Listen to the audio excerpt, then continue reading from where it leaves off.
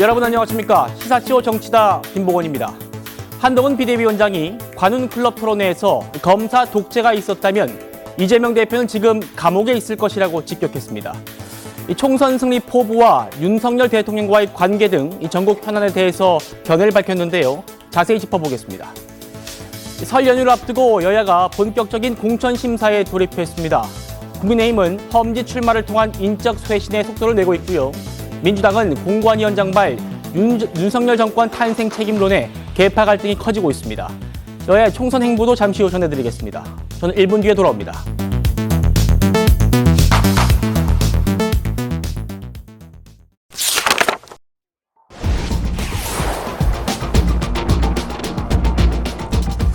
오늘 밤 윤석열 대통령이 KBS와의 신년 대담 형식으로요.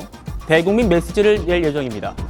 그에 앞서서 한동훈 국민의힘 비대위원장이 관훈클럽 토론회에 참석해서 차기 대권 도전과 이번 총선 전략, 김건희 여사 리스크까지 자신의 생각을 소상하게 밝혔습니다. 준비한 영상 먼저 보시고 오늘 한동훈 토론회 집중적으로 들여다보겠습니다. 지금 저는 매일 기자회견을 하고 있지 않습니까? 불편한 질문을 피하지 않고 이걸로 평가받겠습니다. 관훈클럽 토론은 그대로 10일에 진행하신다고. 저는 민주당이 아니기 때문에 그 약속을 잘 어기기 어렵습니다.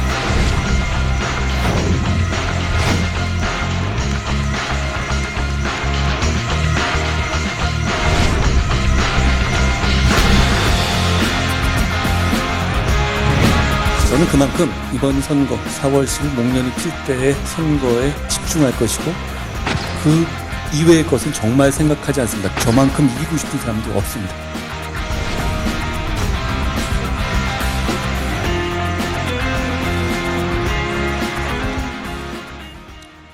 저희가 오늘 한 위원장의 토론회를 이렇게 4가지 키워드로 좀 정리를 해봤습니다. 가장 먼저 짚어볼 대목은요, 이겁니다. 이재명 대표. 오늘 100분간요, 토론회가 이어졌는데 이재명, 이 세 글자가 굉장히 많이 나왔습니다. 만약 검사 독재가 정말 있다면 이재명 대표는 지금 감옥에 있을 거다. 여기서 좌중에 웃음이 터지기도 했습니다. 들어보시죠. 운동권 청산이니 뭐 자객 공천 이런 얘기들이 있는 것 같은데 사실 지금 청산해야 될 가장 중요한 과제는 검사 독재입니다. 이 대표 주장에 대해서 어떻게 생각하세요? 만약 검사 독재가 있다면 이재명 대표는 지금 감옥에 있을 겁니다. 검사 독재란 말 자체는 일단 검사를 사칭한 분이 이런 말씀하시는 게 좀 코미디 같긴 합니다. 저런 정치를 해서는 안 된다고 생각합니다. 검사 독재요? 그렇게 검사 독재한다면 이재명 대표가 지금 길거리를 돌아다닐 수가 있겠습니까? 이현정 의원님. 네. 이재명 대표가 내걸었던 이 검사 독재를 이재명 대표를 사례로 비판했습니다. 네. 일단 뭐 프레임 전쟁이라고 할 수가 있겠죠. 이재명 대표는 일단 이 국민의힘이 검사 독재 정권이다라는 것들을 이번 선거의 중요한 이슈로 내세우는 반면에 한동훈 위원장은 586 기득권 이 문제를 이제 내세우는 거 아니겠습니까? 자, 그런데 우리가 용어적으로 보면요. 독재 정권이라고 이야기를 하면 자, 일단 검찰이 요즘 뭐 총도 가지고 있습니까? 아니면 탱크를 가지고 있습니까? 우리가 독재 정권이라 하면 결국 무력을 가지고 있는 것이거든요. 예. 입법, 사법, 행정을 전부 다 한 사람에 의해서 좌우되는 것. 이게 바로 우리가 독재 정권이라고 정의를 하고 있습니다. 예. 민주적인 삼권 분립이 되지 않는 국가가 바로 이 독재 정권 국가인데요. 자, 그러면 지금 검사가 모든 걸 결정하는 시대인가요? 자, 검사는 기소만 할 뿐입니다. 자, 근데 판단은 누가 하죠? 결국 법관이 하지 않습니까? 자, 이재명 대표 본인의 여러 가지 혐의로 인해서 구속영장이 청구가 돼서 영장 실질 심사를 받았습니다. 자, 국회에서 체포동의안이 결국 가결이 됐지 않습니까? 즉 입법부에서 가결이 됐고 그 가결도 누가 했느냐? 결국 민주당 의원들이 이 합류하는 바람에 가결이 됐습니다. 자, 그다음에 그런데 법원에서 어떻게 됐습니까? 기각시켜 버렸습니다. 네. 자, 그러면 이런 시스템에서 검사가 구속영장을 청구하면 모든 게 다 이루어지는 게 독재 정권 아닌가요? 자, 그런 의미에서 지금 검사 독재 정권이 이야기하는 것은 자신에 대한 수사를 많이 하고 있기 때문에 독재 정권이라고 이야기를 하지만 예. 혐의가 많다는 의미는 그만큼 본인이 벌려놓은 게 많다는 뜻 아닌가요? 아. 자, 그렇기 때문에 이거를 수사를 받고 있는 것이고 지금 법원에서 이 현재 재판을 하고 있고 또 본인 관련된 측근들 지금 법원에서 다 구속되고 지금 형을 받아 살고 있지 않습니까? 자, 그렇다면 지금 이재명 대표가 이야기하는 원론적 의미에서 검사 독재 정권은 성립이 하지 않는다. 왜냐? 검사라는 것은 기본적으로 모든 걸 다 할 수 없고 검사가 총칼을 들고 있는 것도 아니다. 자, 그런 면에서 보면 한동훈 위원장이 제기했던 검사 독재 정권, 오히려 입법권은 지금 현재 민주당이 다 장악하고 있는 거 아닌가요? 이재명 대표 본인이 자, 이제 연동형으로 갑니다. 그러니까 전부 다 만장일치로 다 찬성하고 하는 거 아닙니까? 오히려 이게 어떤 면에서 입법 독재라 이렇게 이야기할 수 있는 거다는 생각이 듭니다. 검사 독재가 아니라 입법 독재다. 이렇게 정리를 해주셨습니다. 오늘 관훈클럽 패널들이요.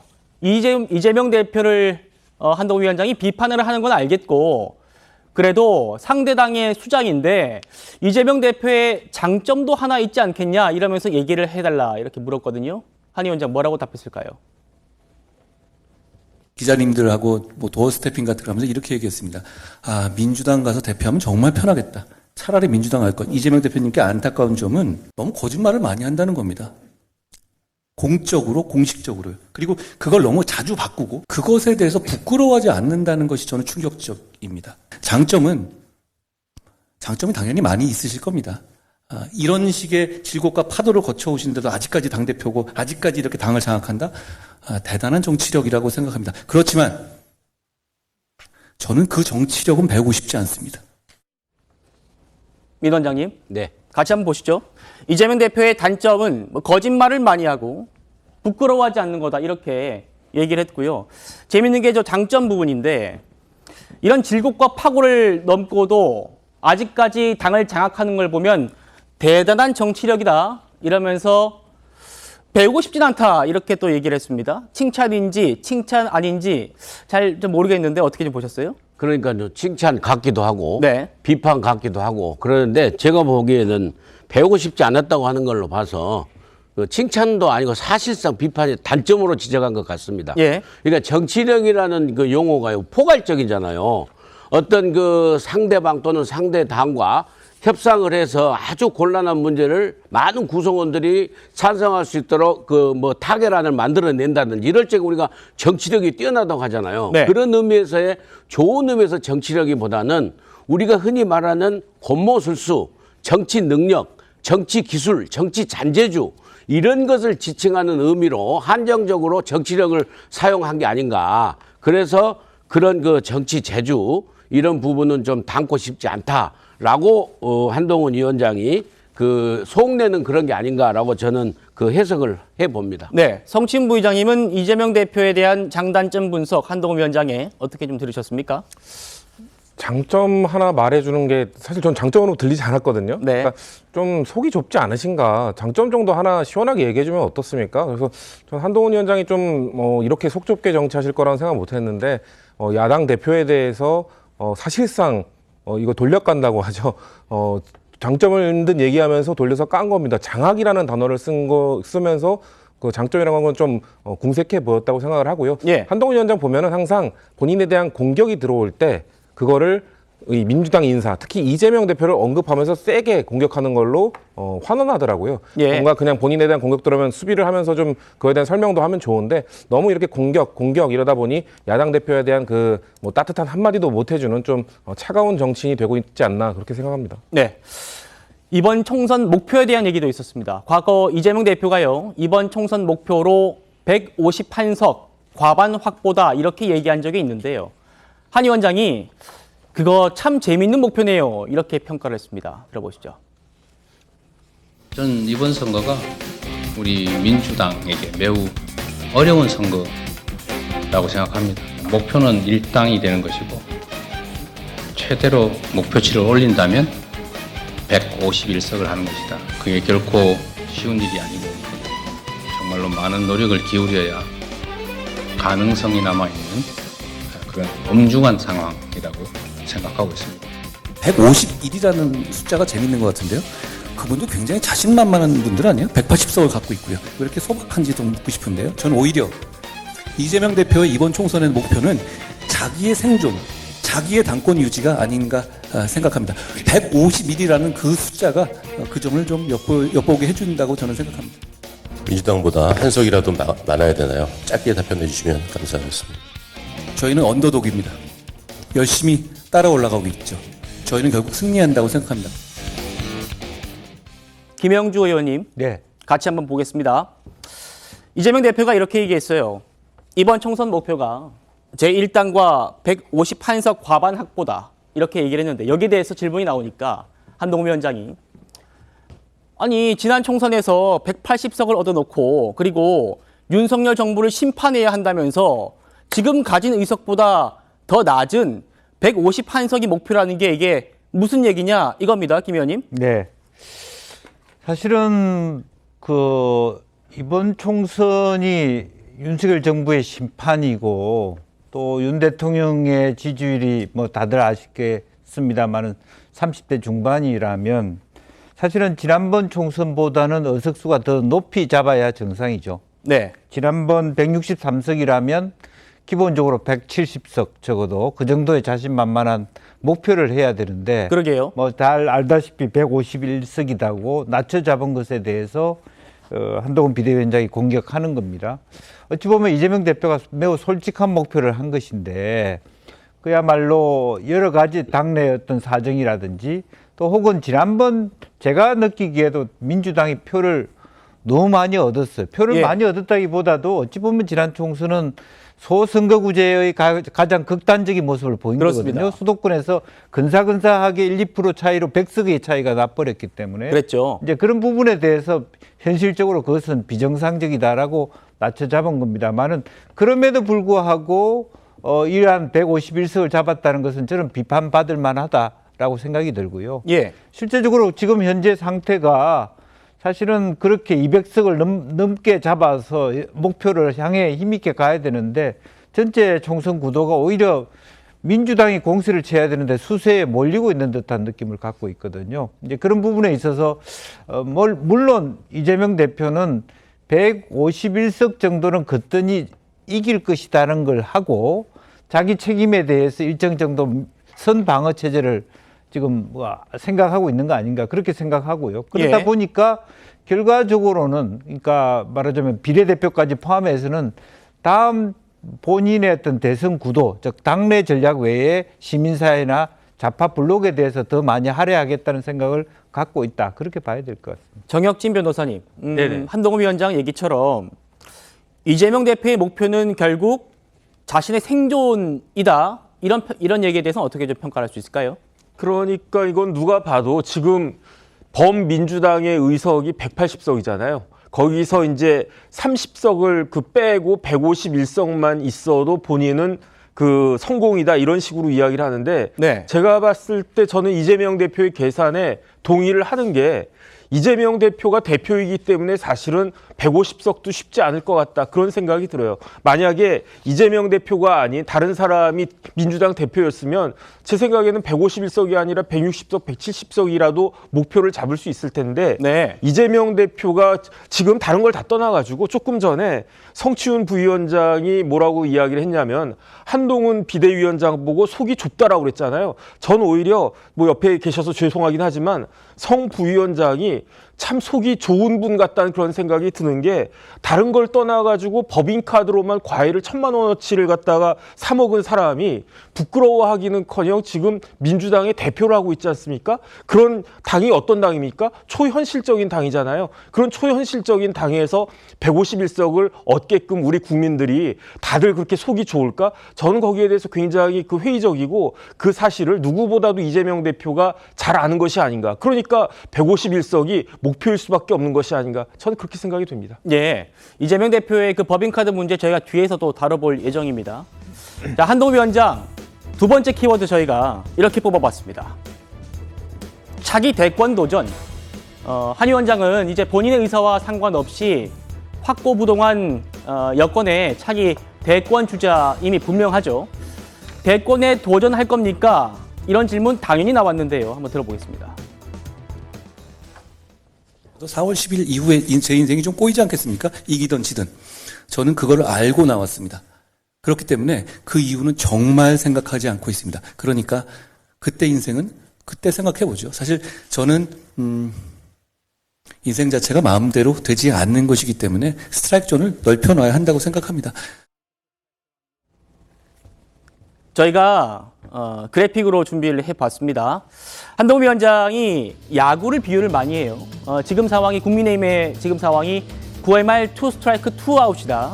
2아웃 2스트라이크다. 그래서 공이 변화구든 직구든 마음껏 휘둘러야 한다 이렇게 얘기를 했었는데 오늘도 스트라이크 존이라는 야구 용어를 썼습니다. 한번 보시겠습니다. 오늘 죽을 길을 알면서도 나 비대위원장 맡은 거다 이렇게 얘기를 하면서요. 총선에서 지면 당연한 얘기긴 합니다. 비대위원장직을 사퇴할 거고 총선에서 이기게 되면 나는 당을 떠나지 않을 거다 이렇게 얘기를 했는데요. 이현종 위원님, 네. 당을 안 떠난다고 하면은 어떻게 한동훈 위원장의 행보가 되겠습니까? 그러니까 오늘 제가 이 토론 중에서 가장 인상 깊게 들었던 이야기가 바로 저 이야기입니다. 네. 총선에 이기면 당을 떠나지 않겠다. 예전에는 아마 이 비대위원장 임기가 6개월이라고 그러죠. 그러면 총선 끝난 다음에 본인이 일단 이번에 출마를 하지 않았기 때문에 어떤 식으로든지 이제 당을 뭐 떠나야 하는 이런 상황이다라고 이제 이야기 됐었는데 물론 뭐 선거에 지면 뭐 사실 이거는 본인의 정치 생명도 이제 거의 끝나는 그런 상황이라는 거는 뭐 누구나 다 아실 겁니다. 문제는 선거에 이길 경우에 지금 이제 본인이 인생이 꼬인다고 그랬잖아요. 네. 그 이야기가 뭐냐면 결국은 아직 윤석열 대통령의 임기가 3년이나 남았습니다. 즉 권력 1인자의 임기가 3년이나 남았는데 2인자가 너무 떠버리면 이거는 굉장히 안 좋은 상황이거든요. 예. 우리가 최근에 일어났던 이 윤한 갈등도 보면 결국 거기에서부터 비롯되는 거 아니겠습니까? 1인자 입장에서 보면 2인자가 너무 빨리 커버리면 본인의 어떤 장악력이나 본인의 권력이 약해지기 때문에 이 견제할 수밖에 없습니다. 자, 그게 너무 빨리 온 거죠. 왜냐 지금 뭐 이번에도 당도 보고 그러면 사실 이제 이 한동훈 위원장에 대한 이제 어떤 이 당의 어떤 결집도 이게 굉장히 높아지고 있습니다. 반면에 윤석열 대통령의 장악력은 떨어지고 있는 상황이지 않습니까? 그렇다면 뭐 선거에 지면 말할 게 없지만 선거에 이기더라도 지금 본인이 당에 남겠다라고 한다면 아마 당은 급속히 재편이 될 겁니다. 네. 즉 친윤 그룹은 어디 간지 없고 대부분 또 친한 그룹이 생길 거예요. 즉 권력이 실적인 권력이 한동훈 위원장 중심으로 뭉칠 겁니다. 자, 그러면 윤 대통령 입장에서 보면 선거에 이겨도 문제고 저도 문제고 이렇게 어떠면서 돼버린 거죠. 그 이유는 뭐냐면 결국은 권력의 2인자가 될 수 있는 한동훈 위원장을 너무 빨리 등판시켰던 뭐 그런 측면도 있는 겁니다. 왜냐? 지금 선거가 너무 위험하기 때문에 등판시킨 거 아니겠습니까? 그런데 이 2인자가 너무 잘해버렸어요. 그러면 본인의 어떤 이 권위까지도 위협적인 상황이 돼버리니까 이렇게 되면 아마 한동훈 위원장의 인생이 꼬일 가능성이 좀 굉장히 높은 가능성도 있다. 그래서 보면 역대 보면 모든 권력이 결국은 하나로 모아져야 되는데 네. 권력이 두 개가 되고 태양이 두 개가 돼버리면 어떤 현상이 벌어질까요? 굉장히 혼란스러운 상황이 벌어지겠죠. 아마 한동훈 위원장도 그런 것들을 염두에 두고 이야기한 게 아닌가 싶습니다. 네. 김영주 의원님. 네. 지금 이현정 의원 말씀 주셨습니다만 총선에서 이겨도 인생이 꼬일 거다. 한동훈 위원장 이렇게 얘기한 부분 이 부분 아까 한동훈 위원장이 너무 빨리 뜨면은 또 자기가 또 문제가 될 거다. 이런 해석을 한 걸로 같이 또 공감하시나요?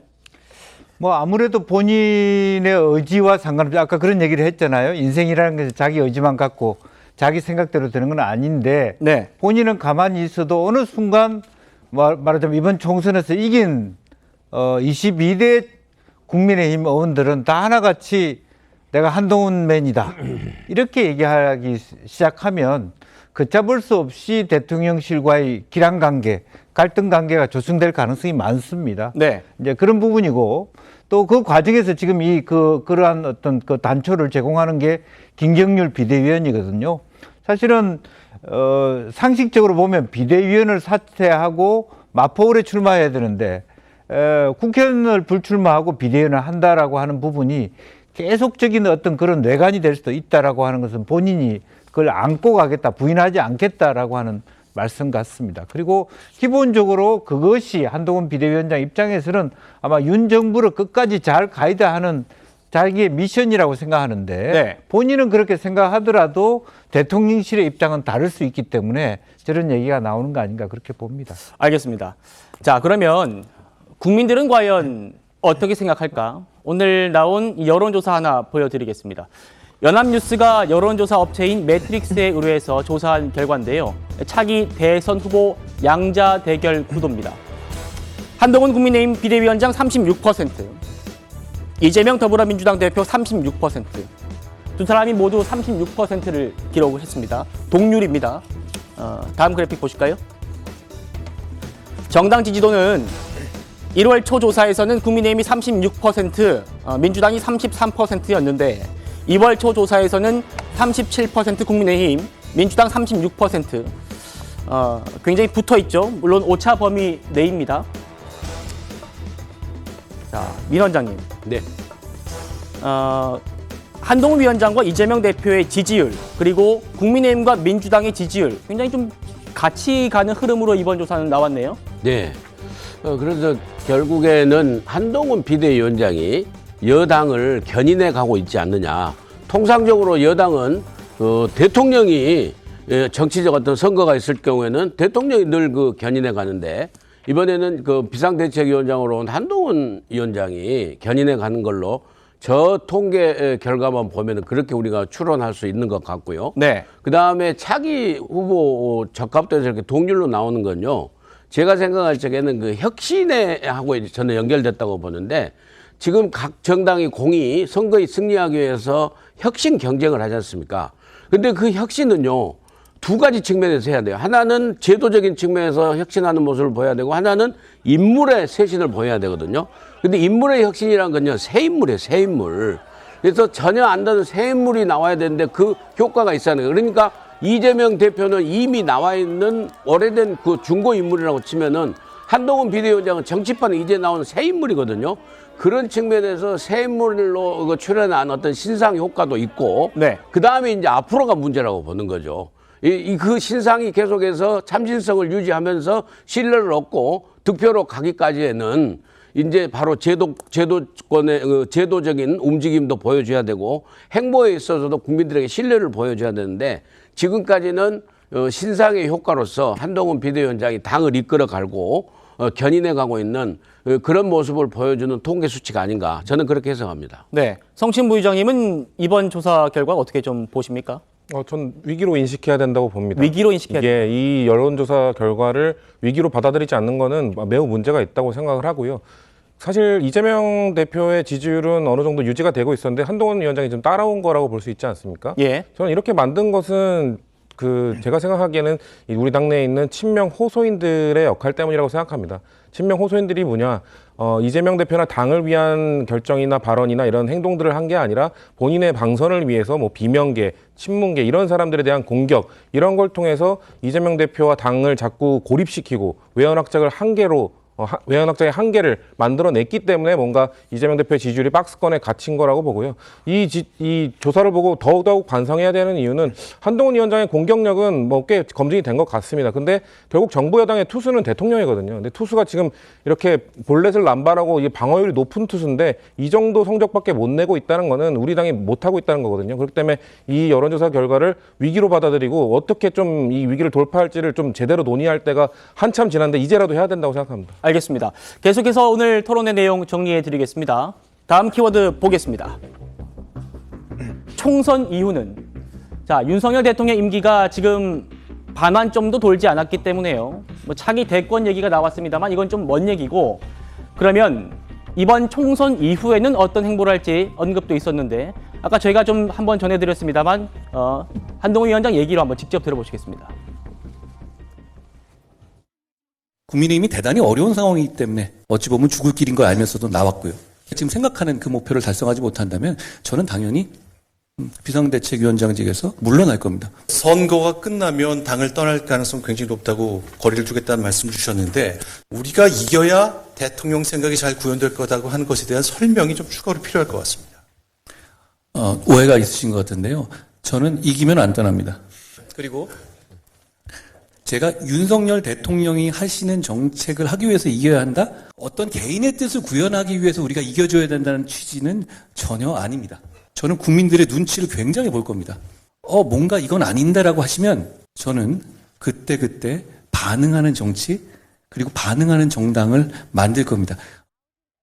이현정 의원님, 한 보도에 따르면은 대통령은 한 위원장한테 총선 이후에 당에서 나와서 내각으로 돌아와서 국정 경험을 쌓으라 이렇게 조언을 했다고 들었는데 이 한동훈 위원장이 다른 선택을 할 수도 있을 가능성 이건 좀 얼마나 좀 보십니까? 그러니까 어떤 면에서 보면 윤 대통령은 한동훈 위원장이 계속 자신의 품 안에서 어떤 역할을 하고 공부를 해야 된다 이런 입장이었는데요. 네. 근데 이 여당의 비대위원장을 하면은 이미 집을 떠난 겁니다. 그러니까 이미 떠난 사람을 다시 불러들인다? 독립한 거예요, 그냥 사실상. 그러니까 그거 자체가 제가 볼 때는 순진한 생각이었다라는 생각이 들어요. 왜냐하면 이미 이 당의 한동훈 위원장을 보낼 때부터 사실은 윤 대통령도 감수를 해야 될 부분이 충분히 있었던 겁니다. 왜냐?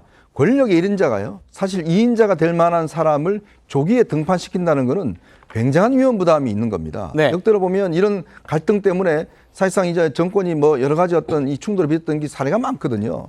그럼 그만큼 그 감수하고라도 지금 어쩔 수 없는 상황이다라는 것 때문에 지금 올린 거 아니겠습니까? 네. 그렇다면 그때는 이미 열차는 출발해버린 겁니다. 즉 한동훈 열차는 이미 윤석열 이 열차가 통제할 수 없는 상황으로 가버린 상황이에요. 근데 그 이후에 다시 돌아와서 뭐 내 밑에서 일해라?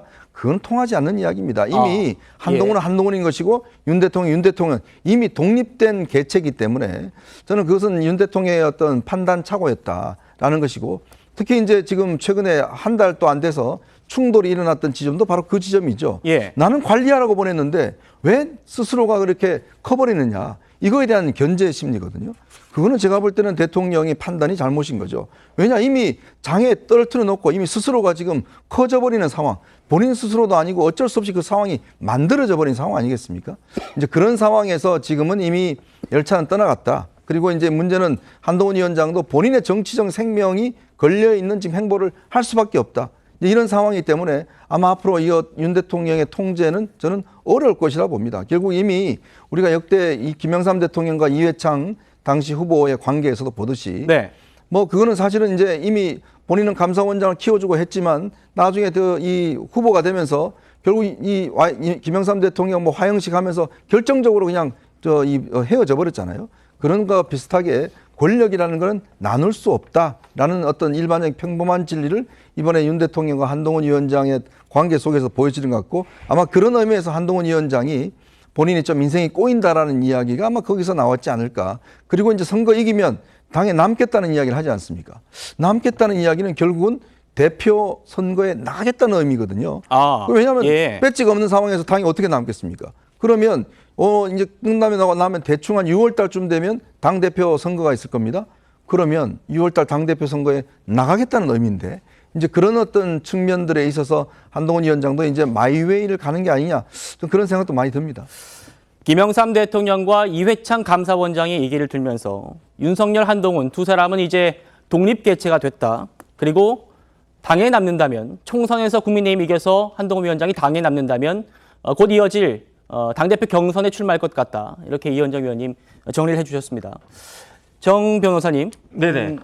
한동훈 위원장이 오늘 얘기 중에 또 인상 깊었던 게 대통령과 좀 뼈 있는 얘기를 했습니다. 총선에서 이기는 게 윤 대통령 개인의 뜻을 구현하기 위함은 아니다. 이런 얘기도 했는데 이것도 지금 이현정 위원님 말씀의 연장선으로 좀 봐야 될까요? 저는 생각이 이현정 위원님하고 조금 달라요. 예. 제가 알고 있는 한동훈은 정치적 야심이 그렇게 있었던 사람이 아니에요. 본인도 늘 오늘도 그 이야기 했던데 나는 뭐가 되고 싶어서 뭐 이런 걸 뭐가 되고 싶다 이런 생각을 한 적이 없고 그냥 뭘 하고 싶다 일을 하고 싶었을 뿐이지 내가 뭘 되고 싶다 이런 생각을 안 했다는 이야기거든요. 제 생각에는 한동훈 비대위원장은 검찰총장이나 법무부 장관도 하겠다라고 한 생각이 그렇게 많지 않았을 거예요. 왜냐하면 만약에 한동훈 비대위원장이 검찰총장 하겠다라고 했으면 지난 정권에서 편한 길을 걸었겠죠. 조국 사태 때 눈 한 번만 감았으면 문재인 대통령 하에서나 아니면 정권 연장된 민주당 하에서 검찰총장 법무부 장관 충분히 했을 거예요. 하지만 그거 하지 않지 않았습니까? 왜 안 했는가? 제가 봤을 때 한동훈 비대위원장이 조금 전에 자기 인생이 꼬였다라고 이야기하는 거는 내가 정치적 야심이 그렇게 있지 않았는데 그런데 지금 정치적 그 행동에 들어갈 수밖에 없는 그런 상황이 됐다. 왜냐하면 민주당과 같은 초현실적인 정당이 또다시 다수당이 되는 거를 이걸 도저히 볼 수가 없다. 이거를 저지할 수밖에 없기 때문에 내가 비대위원장으로 정치에 참여하는 것이 민주당이 제1당이 되고 다수당이 되는 것을 저지할 수 있을 거라고 판단을 했기 때문에 비대위원장직을 수락했다는 그런 이야기 아니겠습니까? 예. 그러니까 한동훈 비대위원장 입장에서 보면요. 팔자에도 없는 정치에 그냥 발을 담그게 된 거고 그러니까 본인의 인생이 자기 뜻과 달리 꼬인 것이다. 일단 그렇게 생각을 했다가 하는 것이다라고 저는 이해를 하고 있기 때문에 네. 그렇기 때문에 이 총선 이후에 한동훈 비대위원장이 어떤 행보를 보일지는 사실은 예측하기 어려울 것 같고요. 그다음에 이제 뭐 윤석열 대통령의 정책을 이루기 위해서 총선을 이겨야 하는 거 아니다. 저는 이건 어떻게 생각하냐면 네. 윤석열 대통령의 지난번 이야기랑 똑같은 거예요. 뭐냐면은 사람에 충성하진 않겠다는 거죠. 그러니까 윤석열 대통령을 위해서 내가 뭘 하겠다는 게 아니고 우리나라 좋은 나라를 만들기 위해서 윤 대통령과 같이 일을 할 것이고 만약에 윤 대통령이 조금 그런 면에서 삐끗하면 그러면 그런 경우에도 윤석열 대통령에게 그 사람에게 충성하지는 않겠다. 저는 그런 정도로 지금 이해하고 있고요. 총선 이후에 어떤 그 행보를 보일지는 저는 좀 더 지켜봐야 되는 것이 아닌가. 그다음에 예. 지금 한동훈 비대위원장은 4월 10일 총선까지 모든 걸 다 소모시키겠다고 그랬거든요. 그러니까 소모된 이후의 것까지는 지금 생각하고 있지 않다. 저는 그런 생각을 합니다. 자, 두 정치 고수 패널들의 전망이 좀 갈렸습니다. 한번 4월 10일 이후에 한동훈 위원장의 행보도 저희가 기대를 하면서 지켜보도록 하겠습니다. 네 번째 키워드입니다. 네, 먼저 토론 얘기하는 과정에 얘기가 먼저 나오긴 했습니다만 한동훈 위원장 윤석열 대통령과의 관계에 대해서도 질문 받았습니다. 바로 지난달 갈등설이 불거졌었죠. 이 두 사람의 관계에 대해서 한동훈 위원장 이렇게 정의를 했습니다. 들어보시죠. 저와 그분이 신뢰관계를 오랫동안 이렇게 유지하고 있을 수 있는 이유는 서로 다른 점을 인정해주고 서로 생각이 다를 때 자기 생각을 강요하지 않았기 때문입니다. 지금도 그렇고요. 그런데 지금은 대통령과 여당의 대표라는 굉장한 공적 지위에서 서로 할 일을 하는 겁니다. 개인적인 관계라든가 이런 문제는 여기서 낄 자리가 없습니다. 어떤 공적 업무를 하는 데 있어서 사적 영역이 관여되는 걸 전 대단히 싫어하고요. 결국 의견은 다를 수 있는 겁니다. 충분히 설명하고 소통할 수 있는 이 관계가 되면 되는 것인데요. 저는 대통령과 제가 충분히 그런 관계라고 생각합니다. 윤석열 대통령 역시요. 과거에 검찰총장 때 당시 여당이었던 민주당으로부터 왜 그렇게 한동훈 검사를 비호하느냐 이런 지적들을 받았었는데 그 얘기 한번 들어보고 토론 이어가겠습니다. 한동훈 전 검사장 비호한다 이런 얘기를 하셨는데 서울중앙지검장 후보로 한동훈 검사를 추천하신 적이 있죠. 아니 한동훈 검사장이 어떻게 바로 중앙지검장을 합니까? 한동훈은 대한민국 사람들이 다 알만한 사람들은 다 윤석열 라인이다, 윤석열 사단이라고 생각합니다. 그때 총장이 전국의 고검장, 지검장들까지 다 동원했어요. 엄연히 존재하는 윤석열 사단을 비호하기 위해서. 한동훈 검사를 비호하려고 한 적도 없고 비호가 됩니까? 제가 막았습니까? 그게 어떻게 비호입니까? 되묻고 싶습니다. 예? 저는 지휘권이 배제돼가지고 제가 한동훈 검사를 비호할 능력도 없고요. 민 원장님, 네. 일단 저희가 그래픽 정리했는데 이거 보기 전에요. 그러니까 두 사람이 21년 동안 아주 가까운 관계를 유지해 왔는데 한동훈 위원장은 공과 사를 분명하게 구분하겠다. 오늘 이 얘기입니다. 예, 그런 점에 있어서는요, 윤석열 대통령하고 한동훈 비대위원장하고 똑 닮았다고 저는 생각을 합니다. 닮았다고요? 예, 그러니까 결국에 아까도 그 한동훈 그 위원장이 그 인터뷰에서 얘기했지 않습니까? 이렇게 직접 관계를 국민만 보고 가겠다. 이 얘기를 했지 않습니까? 그 얘기는요, 업무를 하는 데 있어서는 윤석열 대통령도 사람이 충성하지 않는다고 했지 않습니까? 바로 사람이 충성하지 않고 누구에 충성한다는 얘기예요. 제도와 국민들에게 충성한다는 얘기 아닙니까? 한동훈 비대위원장도 마찬가지예요. 윤석열 대통령의 개인적으로 윤석열 대통령의 뜻을 실현하기 위해서 그 당에 있는 것이 아니라 국민의 뜻을 실현하기 위해서 있다. 비대위원장이 했다라는 그 답변을 보면은요, 사람에 충성하지 않고 국민들만 바라보고 간다는 점에서 두 분의 이런 그 태도는, 공과사를 구분한 태도는 분명히 같다라고 보고요. 그 다음에 두 분의 관계는요, 제가 생각할 적에는 그 조선시대 그 태종하고 그 다음에 세종 이런 관계로 가는 것이 좋다. 그리고 실질적으로 그런 관계가 좀 있다고 봐요. 뭐냐면은요, 이 태종이 차기 세자를 하는데 그 큰형이 큰아들인 맞장자인 그 양녕대군, 그 다음에 두 번째 효령대군, 그 다음 셋째가 이제 충령 아닙니까? 근데 이 두 아들들 놔두고 셋째를 갖다가 세자로 시켰는데 이 일을 업무 능력을 잘 못했어요. 그래서 한 4, 5년간은 계속 했거든요. 말하자면은 업무 지도를 하고. 그래서 세종 때 우리가 그 일본 그 대마도 정벌 가고 그런 건 다 사실상 태종이 선왕으로서 한 일이거든요. 그런데 나중에 세종대왕께서 자기 세종실록을 지을 적에 앞에서의 그 공적 부분은 아버지 선왕 쪽으로 옮겨달라고 할 정도로였거든요. 그래서 두 분이 각자 할 일은 하면서도 서로 존중하고 인정할 것 인정하는 그런 관계가 아닌가, 저는 그렇게 봅니다. 네, 저희가 준비한 그래픽 계속 보시겠습니다. 윤석열 대통령은 한동훈 위원장에 대해서 이렇게 얘기를 했습니다. 비대위원장 후보군으로 하마평에 오를 때 비대위원장 후보들 중에서 내 말을 가장 안 들을 사람이다. 대통령이 내가 이 얘기를 했던 거 한 번 더 지금 생각을 하지 않을까 싶은데요. 정치 경험은 없지만 머리가 좋고 센스가 있어서 상황을 잘 돌파할 거다. 이렇게 호평을 했었죠.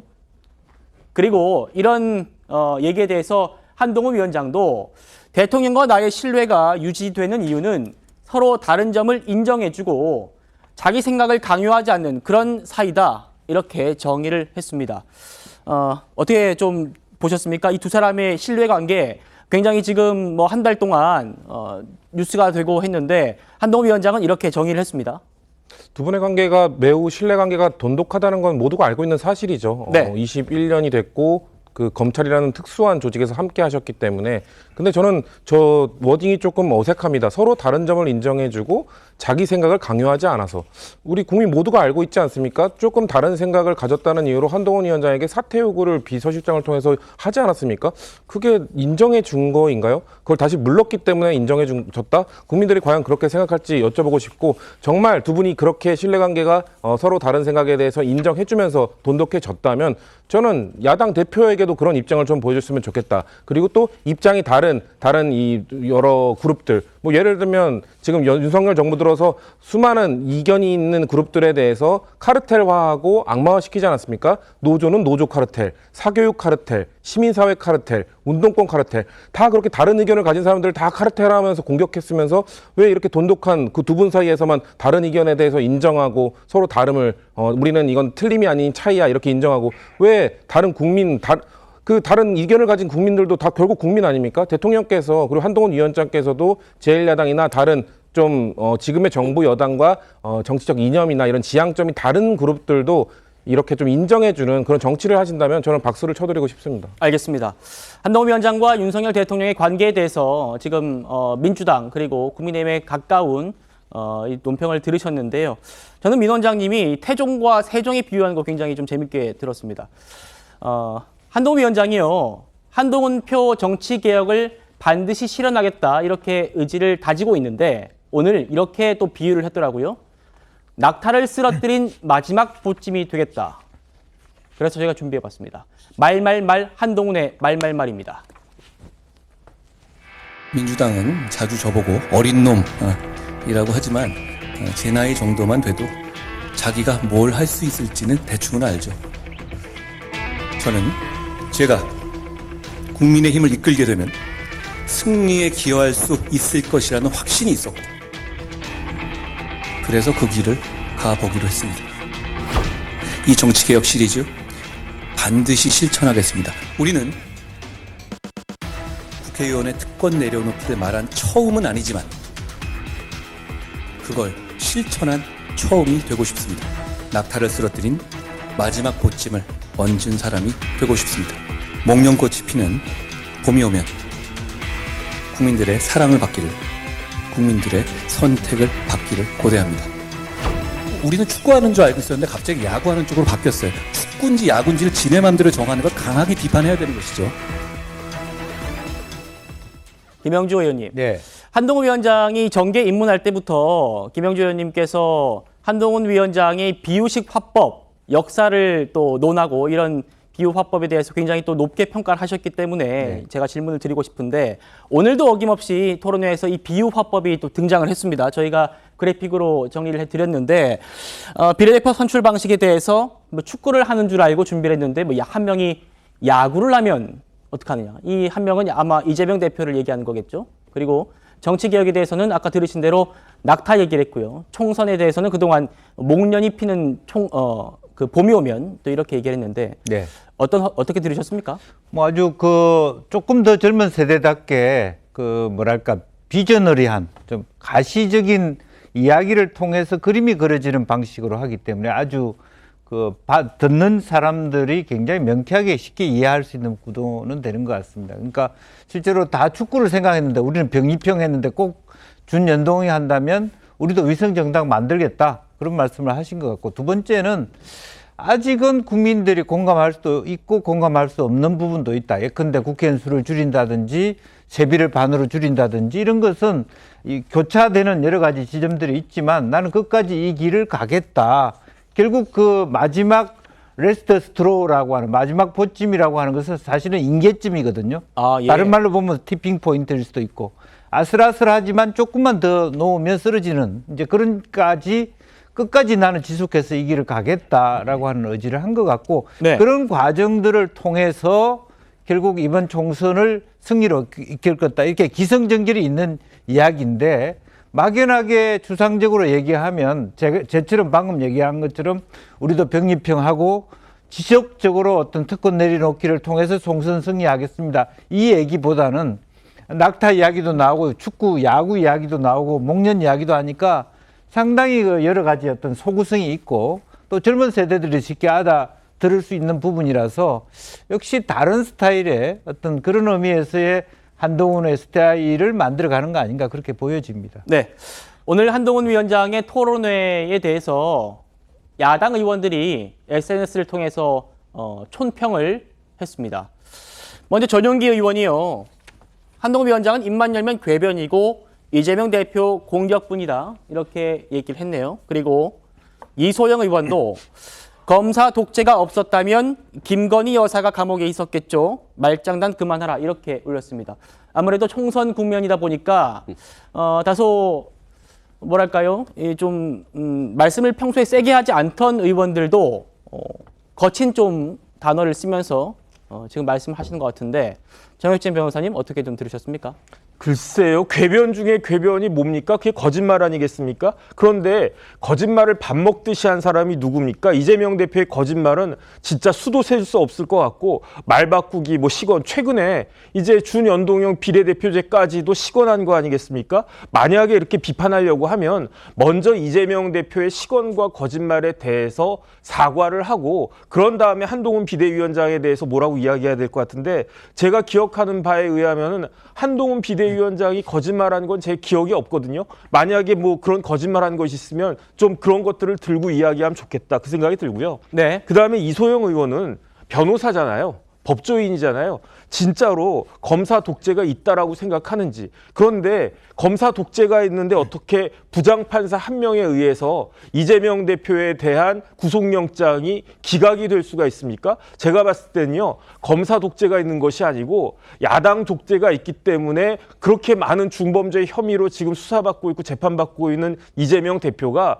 자신의 범죄를 정치력으로 이걸 덮고 있는 것이다. 그것이 더 정확한 것이 아닌가. 저는 이소영 변호사가 어떻게 이제 국회의원 된 다음에 생각이 이렇게 조금 상식 밖으로 바뀌게 됐는지 납득이 되지가 않습니다. 성치인 부의장님께 좀 반론권을 드려야 될 것 같습니다.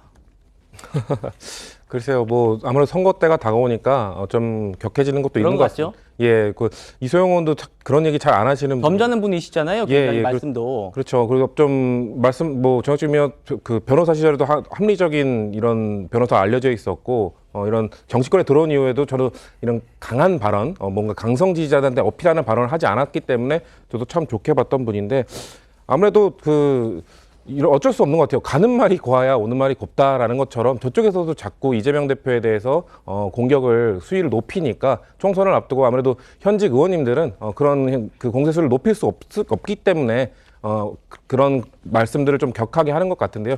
글쎄요, 이런 걸 자제시키는 거는 누군가가 나서야 됩니다. 결국 이 민주주의 체제가 무너지게 되는 거는 어느 한쪽이 뭔가 자제하지 않고 서로 격한 공격을 하다가 그렇게 되는 거거든요. 전 지금 우리 총선을 앞두고 양쪽의 정당이 모두 한동훈 위원장이 좀 새로운 정치를 할 줄 알았는데 새로운 인물이긴 한데 새로운 정치는 아닌 것 같아요. 하는 정치를 하는 방식이 너무 기존의 정치인들과 크게 다르지 않은 것 같아요. 그래서 지금 총선도 결국 이런 격한 이런 네거티브 속에서 치러지지 않을까 그런 좀 우려가 되고 있습니다. 알겠습니다. 자, 오늘 한동훈 위원장이 관훈 토론회를 마치고 당사로 출근을 하는데 또 인상 깊었던 장면이 있었습니다. 바로 보시는 이 장면인데요. 한동훈 위원장이 당사에 출근을 하면서 과자와 에코백을 좀 들고 있습니다. 에코백 안에 어떤 서류들을 담아 놓은 건데, 네, 이게요. 또 한동훈 위원장의 패션, 이게 또 국민들께 관심이다 보니까 온라인 커뮤니티에서도 관심이 폭발했습니다. 한동훈 에코백 어디 거냐? 에코백 지금은 품절이네. 아내가 사줬을까? 이런 얘기들이 오가고 있는데, 이현정 의원님, 네. 이게 알고 보니까 대한적십자사의 에코백이더라고요. 그렇습니다. 적십자사에서 저게 이제 5,000원 하는 건데요. 저기에 이제 50원, 1%를 이제 적립하는 겁니다. 네. 그러니까 이 판매가 되는데 저도 지금 들어가 보니까 지금 없네요. 살라고 하니까. 아. 네, 이제 그만큼 아마 이제 적십자사에서 이제 저런 어떤 기금 모금을 위해서 저렇게 에코백을 만들어서 많이 팔았던 것이고요.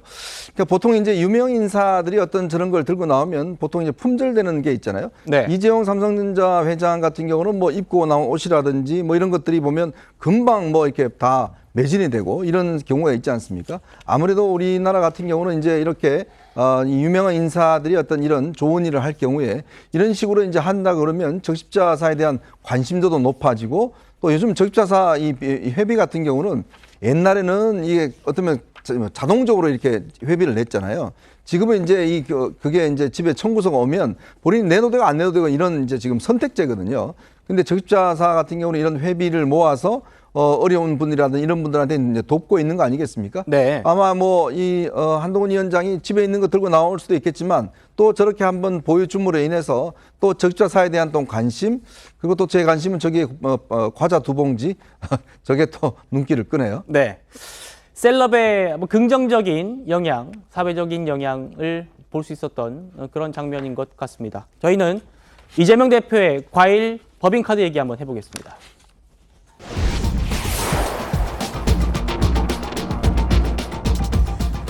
이재명 대표 부부가 경기도 법인카드로 구입한 과일값이 대략 1,000만 원에 달한다.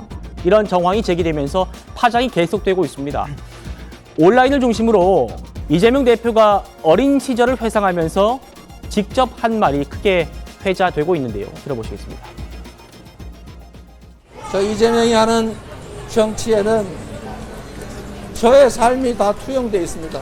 제가 이 과일 가게에서 버린 과일들을 냉장고도 없고 놔두면 썩으니까 밤에 아버지가 주워서 가져오면 우리 식구들이 밤에 다 모여서 한꺼번에 배가 터지게 먹어 치웠습니다.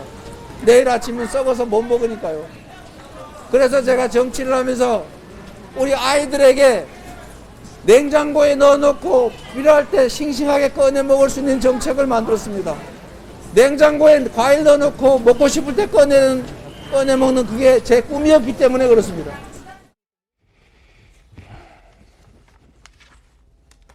이재명 대표의 저서 나의 소년공 다이어리에도 이런 얘기들이 등장합니다. 당장 밥 먹기 어려운 시절 과일은 사치품이었다. 그래서 제삿날이 좋았다. 삼촌이 제수형 과일을 사들고 왔는데 과일이 흠 하나 없이 신선했다. 이런 얘기들이 있고요. 그리고 이재명 대표가 직접 어린 시절에 썼던 그 일기에도 과일 얘기가 등장합니다. 이재명 대표의 어린 시절 친필인데요. 저희가 좀 보기 좋게 이렇게 그래픽으로 담았습니다. 아버지는 썩은 귤을 가져와서 엄마 먹으라고 엄마가 신경질을 냈다. 그리고 그걸 나 먹으라고 주었다. 싫다고 했다. 고맙긴 하지만 역시 보기 싫다. 이렇게 얘기를 했습니다. 민영석 원장님, 네. 이재명 대표가 어린 시절 그리고 우리 부모님 세대들은 참으로 어려운 그런 시절 환경을 보냈죠.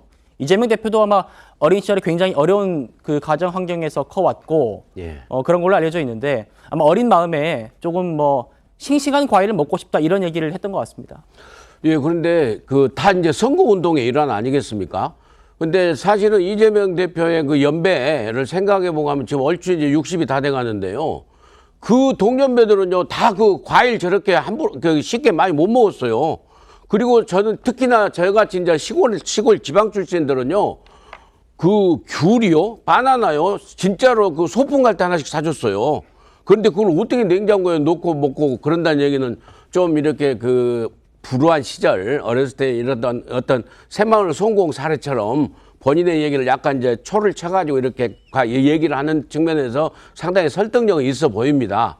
그런데 이제 저게 좀 불행하게도 부메랑으로 돌아오는 게 이재명 대표께서 경기도지사 시절에 버카로 과일을 그런 뭐 누적 금액이긴 하지만 그냥 1,000만 원 정도 그 준하는 수준으로 먹었다라고 얘기를 하니까 아무리 과일이 먹고 싶더라도 개인 카드로 해야지 이렇게 공적인 카드로 하면 되느냐 하는 이런 그 국민 감정선을 건드리는 그런 그 혐의이기 때문에 상당히 그 폭풍이 저는 크리라고 봐요. 그런데 네. 아무튼요, 저희하고 한 4, 5년 차이 나는 걸로 제가 아는데 저희 때부터 우리 4, 5년 후배들까지는 특히 지방에 있는 우리 어린이들은요, 과일 그렇게 날마다 못 먹었습니다. 지금처럼. 예. 예. 그래서인지 뭐 이재명 대표는 경기지사 시절부터요, 도내 모든 어린이집에 과일을 공급하는 그런 사업을 해왔고요. 대선 때도 이 정책을 홍보하기도 했는데요. 이겁니다. 이재명은 했습니다. 그러면서 경기 도내에 있는 어린이집 등등 58만 3천 명을 대상으로 건강 과일을 제공한다. 그리고 보육시설의 90% 넘는 사람들이 건강과일 사업에 만족한다 이렇게 얘기를 했습니다. 굉장히 좋은 얘기입니다. 성친 부의장님. 어린 시절의 아픔을 이렇게 정책으로 승화시키는 거 굉장히 좋은 사례였던 것 같습니다. 어떻게 평가하십니까? 이게 보통 정치인들이 그런 식으로 정책을 생각해내고 본인이 겪었던 것들, 그렇기 때문에 뭐 여성 정치인들은 여성들이 겪는 어려움을 정책에 반영하고, 그렇죠. 청년 정치인들은 청년이 겪었던 어려움들을 정책에 반영하고, 그렇기 때문에 다시 한번 이런 좋은 정책들이 많이 나오기 위해서는 다양한 국회 구성이 좀 더 다양해져야 된다라는 말씀을 드리고 싶고요. 저도 과일 이야기하니까 저도 생각나는 게 있는데, 저도 대학교 다닐 때 친구들하고 뭐 술자리를 가면은 자취하는 친구들은 그렇게 과일부터 먹더라고요. 그러니까 네. 저희 세대에서도 혼자 사는 사람들은 과일을 먹기가 어렵습니다. 그래서 뭔가 학교에서 간식 행사 같은 걸 할 때, 뭔가 기숙사에서 그런 걸 할 때는 자취하는 친구, 혼자 사는 대학생들을 위해서 항상 과일을 지급했었거든요. 그런 측면에서 뭔가 본인이 겪었던 것들, 본인이 뭐 봤던 것들, 이런 것들이 정책으로 다양하게 반영될 수 있는 것은 뭐 좋은 현상이라고 생각합니다. 네, 이렇게 어릴 적에 어려웠던 자신의 기억이 좋은 정책으로 만들어진 것 굉장히 환영할 만한 일입니다. 하지만 민 원장님 말씀하신 것처럼 법인카드 논란과 엮이면서 이런 의미 있는 정책들도 지금은 다소 좀 빛을 잃을 수밖에 없는 그런 상황으로 보입니다. 이재명 대표가 먹을 과일을 구매하고 직접 관리해왔던 이 조명현 씨와 또 배모 씨의 대화를 직접 한번 들어보시겠습니다. 한달기 지금 6통 만들어놨고요. 맨 마지막에 남았던 걸 맨 앞으로 빼놨습니다. 드시라고. 괜찮아? 곰팡이 안 폈어? 네, 안 폈습니다. 그리고 저거는? 블루베리는? 블루베리 4통 그대로 다 있습니다. 괜찮아 상태? 상태는 뭐 오늘까지는 괜찮을 것 같습니다. 오늘만 놔두자. 과일 가게에서 상당량이 된다고 얘기를 하고 그때 제철 과일을 주로 올렸고 양이 많기 때문에 금액도 상당할 거라고 생각하고 있습니다. 공간에 들어가는 과일 같은 경우는 그 과일 상태를 저희가 계속 체크를 받았고요. 상태가 좋지 않은 거는 바로 교체를 해야만 했습니다. 산딸기 같은 경우는 이재명 대표가 어릴 적에 즐겨 먹었던 거라고 해서 일반 과일 가게는 산딸기가 없어서 특별히 이재명을 위해서 과일을 산딸기를 따로 과일 가게 얘기해서 준비를 했었습니다. 자, 과거 과일에 대해서 얘기를 하게 좀 더 있어서요. 이어서 들어보시고 얘기 나눠보겠습니다. 그래서 제가 복숭아를 좋아해요. 엄청나게 좋아합니다. 근데 우리는 먹을 게 많지 않으니까 다른 애들이 따먹기 전에 내가 따먹게 되잖아요. 그 풋복숭아 그게 있잖아 독성이 있어요. 그래서 먹어야지. 그래서 근데 복숭아를 완전하게 익은 걸 먹는 게 꿈이 된 거예요. 지금도 여름 내내 복숭아 먹는 게 그치 취미 활동 같아요. 김영주 의원님. 네. 그러니까 이재명 대표가 과일에 굉장히 신경을 써왔고 정책으로도 연결해 왔기 때문에 본인의 그 과일들은 조금 뭔가 법인 카드가 아니라 개인 카드로 조금 모았으면 좋지 않을까 이런 얘기들이 온라인 커뮤니티에서 좀 많이 회자되는 것 같습니다. 네.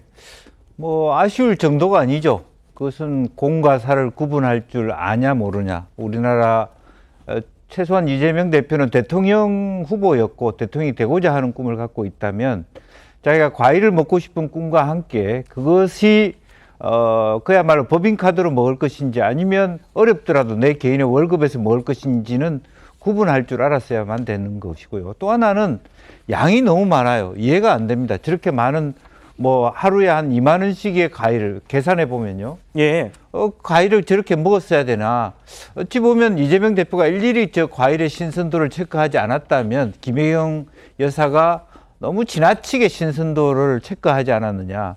혹은 누군가 같이 있는 팀들이 같이 먹지 않고서는 이런 양의 과일들이 올라올 수 있었겠느냐. 그리고 또 하나는 뭐 산딸기를 찾아 나서고 뭐 브루베리를 찾아 나서는 것에 있어서 과연 공무 수행과 그야말로 어떤 그 비서들이 해야 될 일의 구분이 과연 적절했냐 하는 비판들이 굉장히 남을 수밖에 없고요. 그래서 어떤 면에서는 다른 우리가 대장동이든 뭐 위정교사든 뭐 이런 부분보다 훨씬 제 개인적으로 보면 저도 한때 서울시에서 녹을 먹은 사람 입장에서 봤을 때는 네. 매우 아픈 부분이 아니냐 그렇게 보여집니다. 네.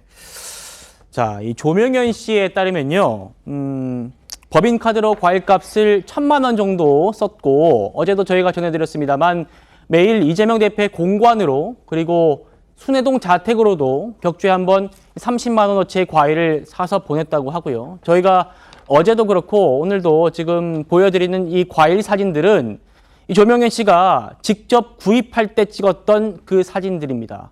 이재명 대표 자택과 또 공관에다가 보낼 때 직접 사서 보낼 때 찍었던 배모 씨에게 보냈던 그 사진들입니다. 이현정 의원. 네. 김혜경 씨가 이렇게 집이든 자택이든 공관이든 이렇게 오는 이 과일들을 몰랐다, 어떤 돈인지 몰랐다 하는 것들이 상식적으로 좀 이해가 되시나요? 제가 제일 사실 개인적으로 관심이 가는 건 뭐냐면 이재명 대표 부부는 개인 카드가 있을까? 어디다 썼을까라는 궁금증이 있어요. 왜냐하면 지금 뭐 과일도 사고 뭐 초밥도 사고 뭐 하면 그 개인 카드로 뭘 쓰죠? 이제 그런 의심이 솔직히 있습니다. 없는 건 아닌지 모르겠습니다. 제가 알기로 유럽의 한 어디 여성 총리가요, 법인 카드로 초콜릿을 샀다가 그게 나중에 문제가 돼서 자리에서 내려왔던 그런 이 이야기를 들었습니다. 네. 그리고 또 이재명 대표는요, 성남시장을 2번 하고 경기도지사를 1번 했습니다. 공직 생활을 꽤 오래 했죠.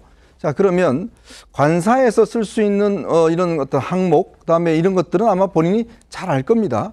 그런데 집에 가서 냉장고 열어보니까 과일이 있더라. 집에 가니까 초밥이 있더라. 뭐 이렇게 생각하셨다는 거 아니겠어요? 이게 누가 사왔는지는 모르겠지만, 뭐 우렁학 씨가 사왔는지는 모르겠지만 그냥 집에 가니까 있으니까 먹었다. 뭐 이런 이야기거든요. 그런데 우리가 이제 뭐 본인이 어렸을 적에 이제 뭐 과일을 많이 먹고 싶다 그러는데 저도 어렸을 때 과일 많이 못 먹었습니다. 자, 근데 그걸 정책으로 하는 거 굉장히 좋은 정책이에요. 왜냐? 이재명 대표가요, 그 성남시장에 있을 때 교복 있지 않습니까? 네. 그거를 이제 그 쓴 교복을 이제 다 깨끗하게 해서 나눠주는 이런 사업을 벌였거든요. 네. 굉장히 좋은 호응을 얻었습니다. 그건 괜찮아요. 근데 문제는 그렇다고 해서 본인은 법인카드로 이 과일을 많이 이제 구매를 해서 먹으라. 이하고는 좀 다른 차원이거든요. 자, 그렇다면 본인이 공직 생활을 했고 대통령까지 꿈꾸는 분이라면 뭔가 공과 사의 어떤 선을 긋는 거는 분명히 필요하지 않을까. 자, 뭔가 들어오면 이거는 뭐지? 이건 누가 산 거지? 라는 부분에 대해서 먼저 따져봐야 되는 거 아닌가? 그래야지만이 이 공과 사를 구분할 수 있는 저는 공직자의 가장 기본이라고 보는데, 근데 그냥 가니까 있더라, 그래서 먹었다 라고 하는 해명은 글쎄요, 잘 납득이 되지 않습니다. 직접 과일을 구매해서 배달까지 했던 이 조명현 씨 얘기도 한번 이어서 들어보시겠습니다. 순회동으로는 격주 정도로 해서 상당량의 과일을 저희가 만들어가지고 자택 앞에 가져다 놨었습니다.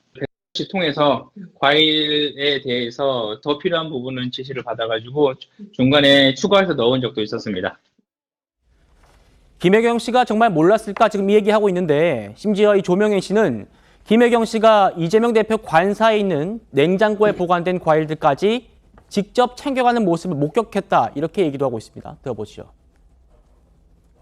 그때 이제 배 씨가 저한테 얘기했던 거는 그래서 이제 김혜경 씨가 온다고 하면 그 과일을 다 채워놓지 말라고 하더라고요. 다 가져간다고. 가끔 와서 냉장고에 있는 과일이나 이런 것들을 다 가지고 집으로 가긴 갔습니다. 냉장고에 있는 거 전부 다 가져갔었으니까요. 그 과일 자체가 자기 집 앞에 있거나 집 안에 있거나 그런 게 생기는 거를 몰랐다고 그러면 그게 어디서 생기는지 물어봐야 되는 게 정상인 거잖아요. 근데 그렇지 않고 그거에 대해서 한 번도 왜 이런 과일이 있었는지 아니면 오히려 어떤 배송시 통해서 어떤 과일이 더 필요한지를 지시를 했었으니까 몰랐다고 하는 건 제가 볼 때는 말이 안 되는 얘기라고 생각합니다.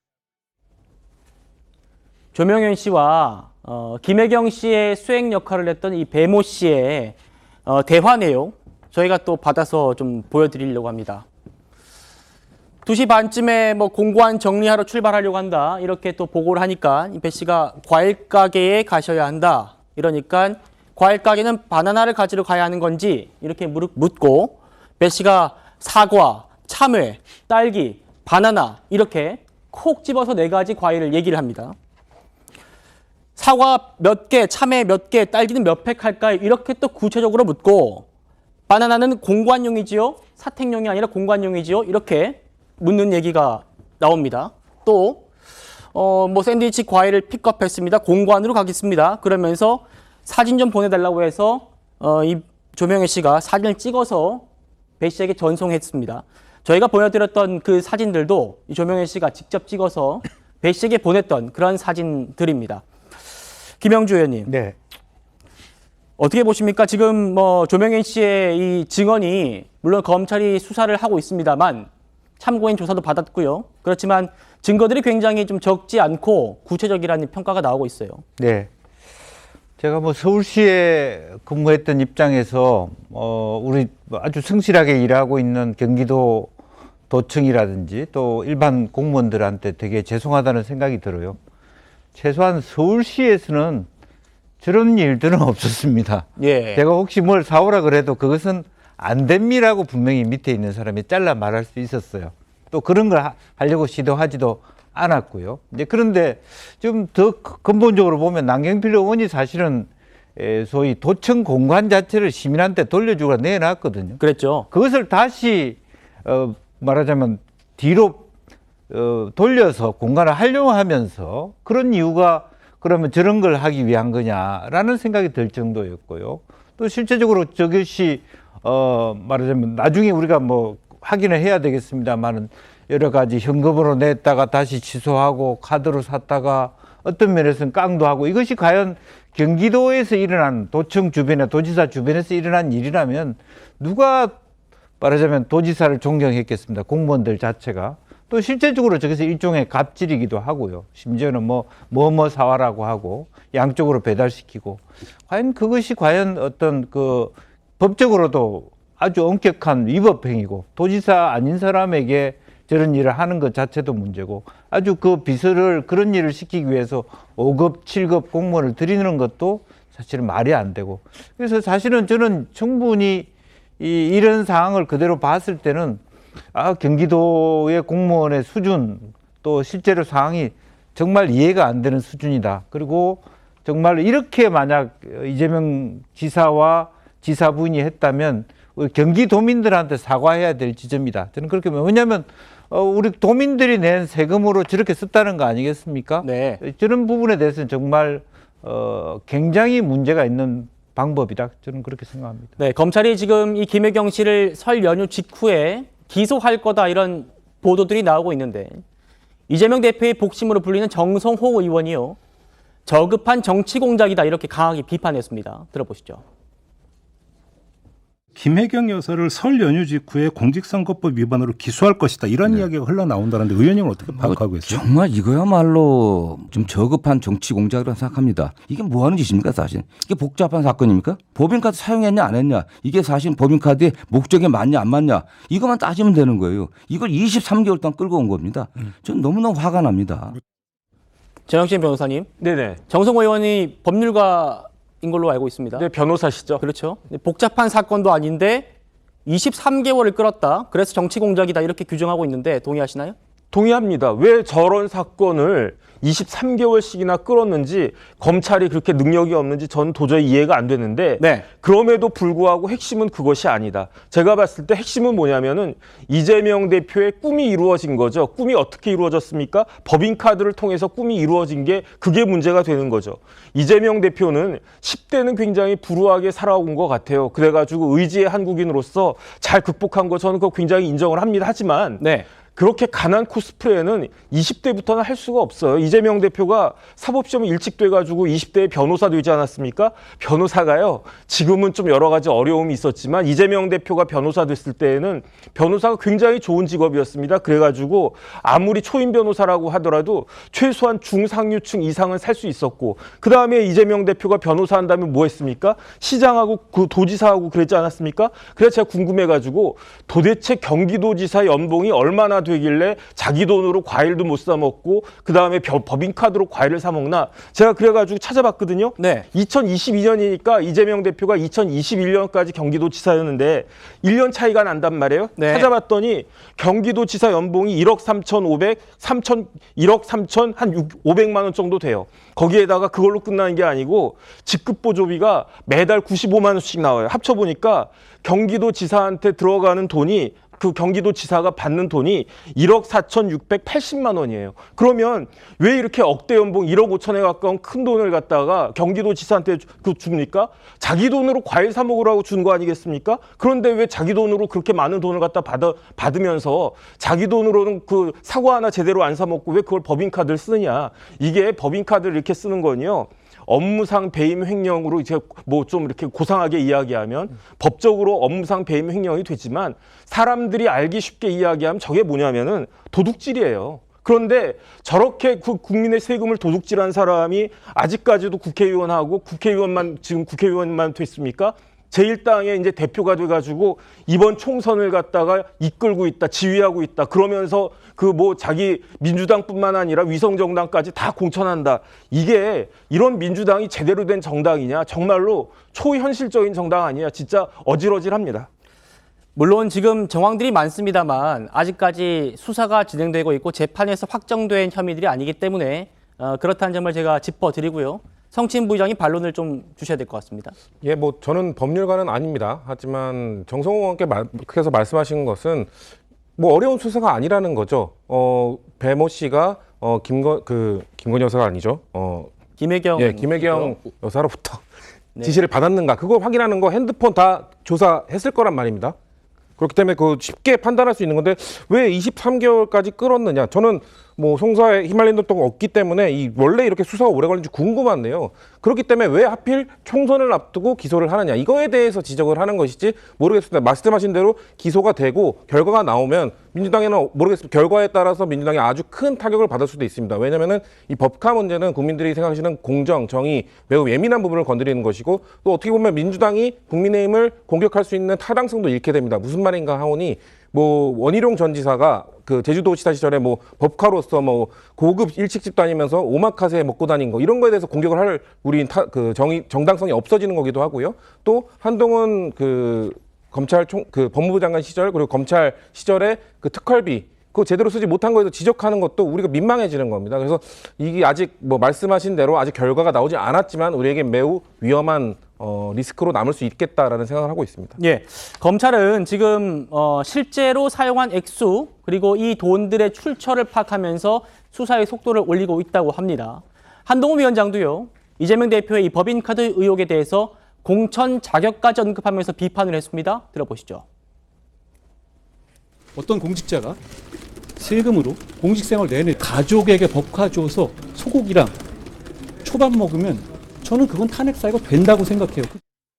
법카 얘기 안 물어보셨어요? 제가 한번 물어보고 싶어요. 자기 샴푸 사고 초밥 사 먹고 자기 와이프한테 주고 이렇게 쓴 게 드러났다. 그런 게 걸렸다. 그러면 공천할 겁니까? 민영상 원장님, 검찰에서는 지금 설 연휴 직후에 김혜경 씨를 기소한다는 방침인데 네. 어떻게 좀 전망을 할 수 있을까요? 그러니까 기소를 이제 그 공소시효 때문에 하는 수 없이 기소를 해야 될 모양이에요. 네.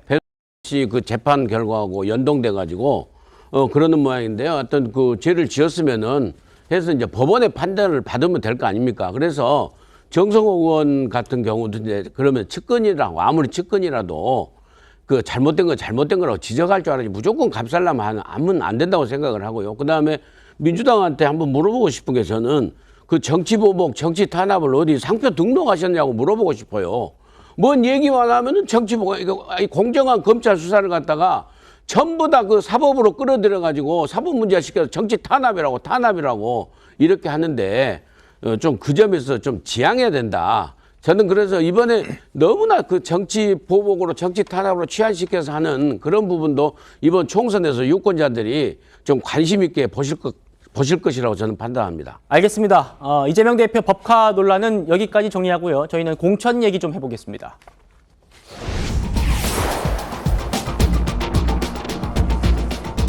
어제 민주당이요, 1차 공천 심사를 발표하면서 윤석열 정권 탄생의 원인을 제공한 사람들은 책임지는 자세를 보이라, 이렇게 얘기를 했죠.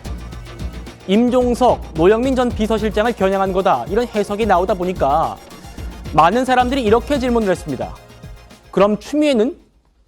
추 전 장관은 지금 서울 동작을 후보로 거론되고 있는데 이곳에서 뛰고 있는 나경원 전 의원도 한마디 했습니다. 직접 들어보시죠. 특히 추미애 전 장관 같은 경우에는 이제 5선 의원 출신에다가 당대표, 장관까지 지낸 분이라 좀 부담스럽진 않으세요? 동네에서 그래요. 추미애 전 장관은 사실 우리 정부 탄생의 1등 공신이다.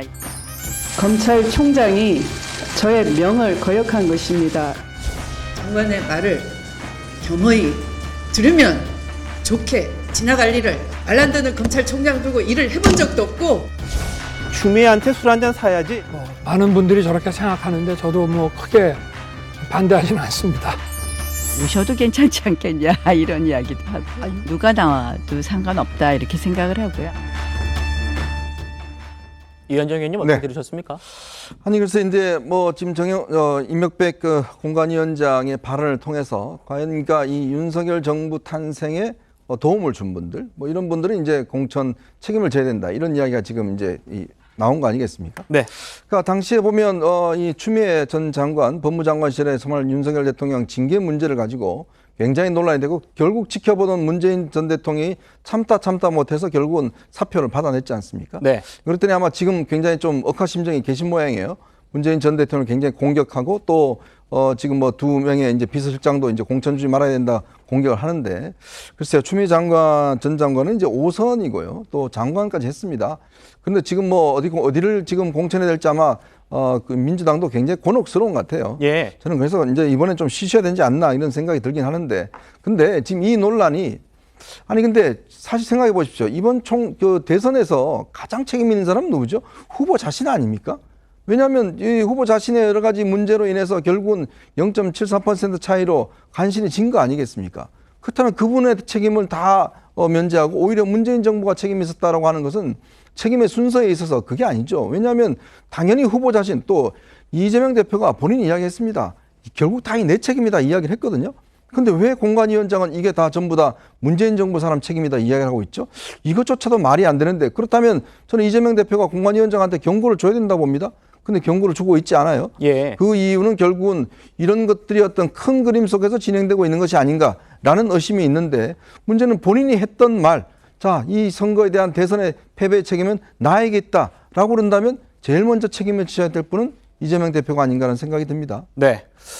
나경원 전 의원은요, 지금 동작을 현역 의원인 그리고 지난 총선에서 자신에게 패배를 안겼던 이수진 의원에 대해서도 언급을 했습니다. 먼저 21대 총선 당시에 설전을 벌였던 두 사람의 모습 다시 보시겠습니다. 항상 꽁꽁 발목 잡고 막말하고 폭력을 일삼았던 20대 국회 주인공 투표로 심판해 주시기 바랍니다. 양승태 대법원장 시절의 사법부의 피해자라고 했는데 블랙리스트에는 이름이 없습니다. 사실이 아니라고 충분히 말씀드렸습니다. 이런 프레임으로 몰고 가는 것이 정치 공세라고 생각합니다. 블랙리스트 피해자였냐에 대해서는 답변을 안 하시는군요. 답변을 정확하게 해주시기 바라고요. 그러니까 이수진 의원이 지금 사법농단의 피해자다 이렇게 21대 총선 때 주장을 했는데 최근에 이제 양성태 대법원장 사건 무죄로 났지 않습니까? 그러다 보니까 거짓말 논란 휩싸인 거 아니냐 이런 얘기입니다. 어떻게 들으셨습니까? 글쎄요, 이게 지난 총선 때 이미 나왔던 이야기고 그때부터 우리가 화면을 본 것처럼 나경원 전 의원께서 리스트에 없었는데 어떻게 된 거냐라고 얘기를 했습니다. 그리고 이수진 의원은 최근에 또 불거진 문제에 대해서 그 재판 결과에 나온 블랙리스트 말고 어떤 연구단체를 초기에 꾸렸던 그 판사들의 리스트, 그게 또 사실상 블랙리스트로 작용했다라고 주장을 하고 있습니다. 이거의 뭐 진위 여부는 저도 잘 모르겠습니다만 일단 이수진 의원이 그렇게 주장을 하고 있는 것이고요. 그렇기 때문에 아직 그게 명확히 밝혀지지 않은 상황에서 굳이 동작 의뢰 후보를 뭐 누구로 바꿔야 된다 이런 논의를 하는 것은 과연 적절할 것인가? 저는 왜 그렇게 보냐면 이 동작 의뢰 참 핫한 지역구 아닙니까? 2014년에 그 나경원 전 의원이 처음에 재보궐선거로 당선될 때도 그 당시 민주당이 기존의 지역에서 뛰던 지역위원장이 아닌 외부에서 온 사람, 그리고 또 정의당과 뭐 후보 단일화 이렇게 좀 어떻게 보면 동작에 의해서 활동했던 사람이 아닌 사람을 데려오면서 그때 선거에 패배하면서 나경원 의원이 그 동작에 진입할 수 있는 기회를 제공했었거든요. 그런 과거들을 봤을 때 굳이 지역에서 뛰고 있는 의원이 있는데 모르겠습니다. 아직 본인이 그런 입장을 밝혔기 때문에 그게 명확히 뭔가 혐의가 있다고 밝혀지지 않는다면은 기존에 있는 선수로 가는 것이 맞다고 생각합니다. 그래서 저는 추미애 전 장관이 지금 뭐 이런 논란에 휩싸여 있는 것은 본인이 던진 덫에 본인이 걸린 것이다. 왜냐하면 책임론을 본인이 던졌지 않습니까? 근데 어떻게 결국 국민 시각으로 봤을 때 추미애 전 장관도 거기에서 자유로울 수 없다라는 눈높이가 있기 때문에 본인도 결국 걸려든 거라고 보고요. 그래서 저는 동작을에 대해서 뭔가 이런 다양한 후보들에서 계속 논의하는 것은 바람직하지 않다고 생각합니다. 알겠습니다. 추미애 전 장관이 계속 거론되고 있는데 지금 동작을 뿐만 아니라 용산에 나올 수도 있다. 이런 얘기들도 나오는 것 같습니다. 추 전 장관의 행보 추가적으로 들어온 소식이 있으면 전해드리겠습니다. 저희는 공천 얘기 계속 이어갑니다.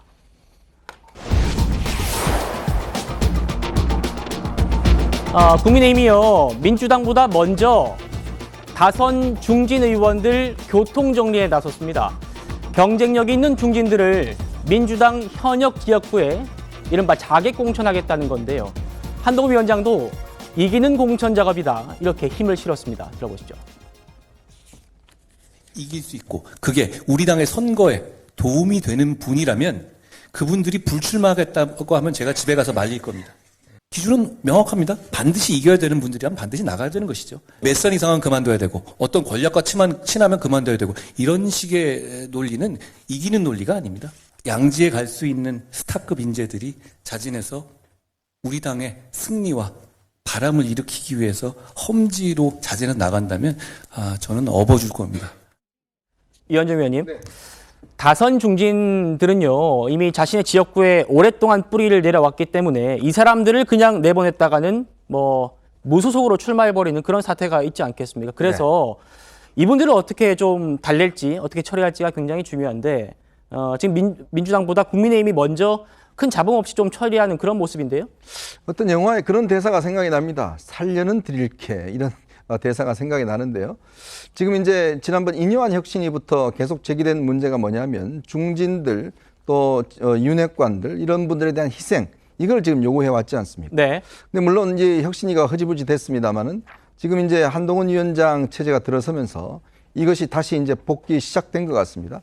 제가 볼 때는 오히려 이렇게 이 지역구 조정을 요청받은 의원들은 한편으로 보면 좀 행복한 거다 이런 생각이 들어요. 이것도 없이 그냥 컷오프 될 수 있는 중진들이 저는 꽤 있는 걸로 알고 있습니다. 그렇겠죠. 네, 그러니까 그만큼 지금 서병수 의원이나 그다음에 이제 김태호 의원이라든지 그다음에 이제 조혜진 의원이라든지 이런 분들이 그 지역 내에 지금 보면 민주당 있는 분들이 있어요. 그렇다면 본인이 어떤 다선이라는 한 의미는 경쟁력이 높다는 의미 아니겠습니까? 예. 그리고 또 이 서병수 의원 같은 경우 또 이남의 김태호 의원은 광역단체장을 역임했던 분입니다. 자, 그렇기 때문에 그 지역 내에서의 인지도가 꽤 높은 분들이잖아요. 그렇다면 이런 다선 의원들이 실제로 이제 공천 기준에 보면 다선 의원 감점 제도가 있어요. 그러면 이런 분들이 오히려 험지에 가서 좀 싸워 주십시오라고 지금 이제 부탁드리고 있는 상황이지 않습니까?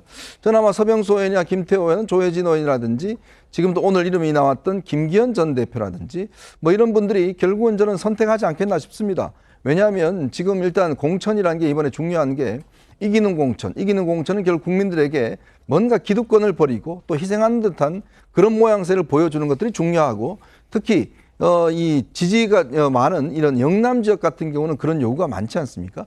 그래서 이제 당에서 이제 공개적으로 이름을 이야기를 하면서 했다는 거는 이미 물밑에서 조율이 저는 됐다고 봅니다. 어느 정도 된 상황에서 이제 이름을 공개를 했고 네. 그 상황에서 이제 본인이 수용하는 이런 모양새로 해서 점점 북상하고 있지 않는가.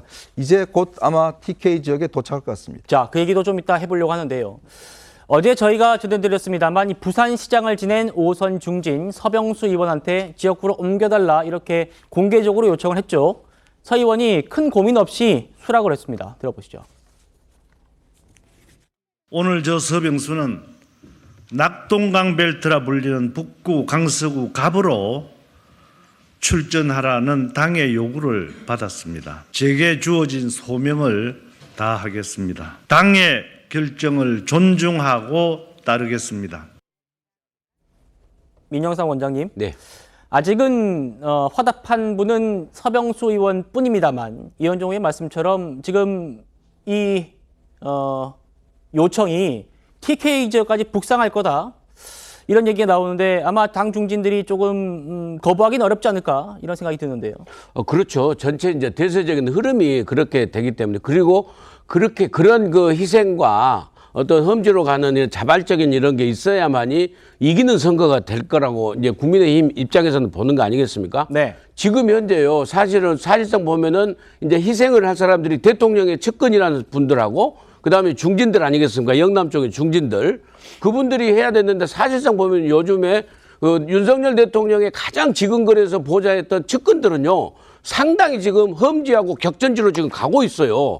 그 사람들은 그런데도 불구하고 이게 30대에 이 젊은 참모들은 지금 전부 다 험지로 가서 지금 하고 있거든요. 근데 예. 그런데도 언론에서 국민들이 공감을 못하는 것은 중진들이 버티고 또 일부 대통령에 가까운 분들이 양지로 가버리기 때문에 그런 게 아니겠습니까?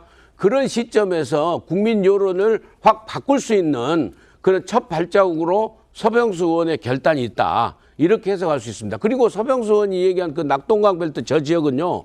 민주당의 전재수 의원이라고 아주 그 부산 지역에서 강자고 그다음에 저 지역이 낙동강 벨트 9개 지역이 시작하는 지점이에요. 네. 그렇기 때문에 선거에 있어서 바람을 일으키고 또 불어오는 바람을 잠재울 수 있는 그런 시작점이기 때문에 지역적으로도 굉장히 의미가 있어요. 그런데 서병수 의원이 부산시장을 했던 그 커리어를 앞장 세워서 부산의 동일 지역에서 다른 지역으로 옮기는 것 저런 그 희생의 결단은 상당히 보기 좋은 그림이다. 이렇게 말씀드릴 수 있겠습니다. 네, 서병수, 김태호 의원이 이어서 오늘은 또 다른 영남 3선이죠. 조혜진 의원한테도 김해로 지역구를 옮겨달라 이렇게 요구를 했습니다. 아시는 것처럼 김해는 봉화마을, 그 노무현 전 대통령의 사저가 있고 지금 화면 나가고 있습니다만 갑을 지역 모두 민주당이 차지하고 있는 국민의힘의 험지입니다. 조혜진 의원도 빠른 시일 내에 결단을 내리겠다 이런 입장인데요. 성치현 부의장님, 국민의힘에서 먼저 불고 있는 이 중진 험지 출마 바람 어떻게 좀 평가하시나요? 전 일단 민주당도 좀 배워야 된다고 생각합니다. 네. 중진들이 이렇게 희생을 하고 뭔가 험지에 가는 것. 그래서 그 이명백 공관위원장도 약간 그런 뉘앙스의 말을 한 것 아닙니까? 다만 그래서 중진 의원들에게 뭔가 계속 뭐 불출마하라 이런 강요보다는 이렇게 출구 전략, 어디 험지, 당을 위해 희생할 수 있는 지역을 제안해 주는 것도 당이 좀 하면 어떻겠나라는 생각을 하고요. 그리고 일단 이 중진들이 많이 오는데 솔직히 뭐 전혀 걱정은 되지 않습니다. 왜냐면 아까도 말씀하셨지만 전재수 의원은 지역에서 이제 재선 의원이지만 3번을 떨어지셨거든요. 20년 동안 지역을 닦으면서 사실 지역에서 선거운동 하시는 거 보면 깜짝깜짝 놀라는 분들이 많습니다. 왜냐하면 지역 구민들이 그냥 재수하고 부른다고 하더라고요. 그래서 그 정도로 지역 탄탄하게 닦으신 분이기 때문에 전혀 걱정은 되지 않고 그리고 또 김두관 의원 같은 경우에도 사실 김포에서 원래 의원을 하셨다가 당의 요청에 따라서 또 희생을 하러 가셔서 그랬죠. 또 단기간에 또 거기에 유권자들 선택을 받은 분 아닙니까? 이분이 그 현장 스킨십이 엄청 좋으신 분이거든요. 그리고 이분의 그 김태호 의원의 차출 얘기가 나왔을 때 반응, 저는 양당이 좀 이런 반응을 좀 봤으면 좋겠다. 왜냐하면 김두관 의원이 뭔가 보통 자기의 지역구에 뭔가 누가 온다고 하면 보통 날선 반응을 보이는데 그런 반응을 보이는 게 아니라 선후배 경남도지사가 이렇게 경쟁을 한다면 이 양산 발전을 위해 매우 좋을 것 같다라고 아주 환영하는 긍정적인 메시지를 던졌거든요. 좀 이 정치, 아무리 선거를 앞두고 있지만 이런 훈훈한 좀 선거 품성을 갖고 정치에 임한다면